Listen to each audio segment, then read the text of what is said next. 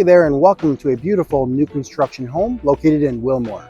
This home is located just 1 mile away from South End and 2 miles away to uptown Charlotte. This home is a custom built home, so you don't see this craftsmanship everywhere. It's a total of 4,835 square feet and has a finished basement, which is a very rare find in Charlotte. It has a total of 4 bedrooms and 4 full bathrooms, and it's also furnished, so you get a good idea of how the space feels.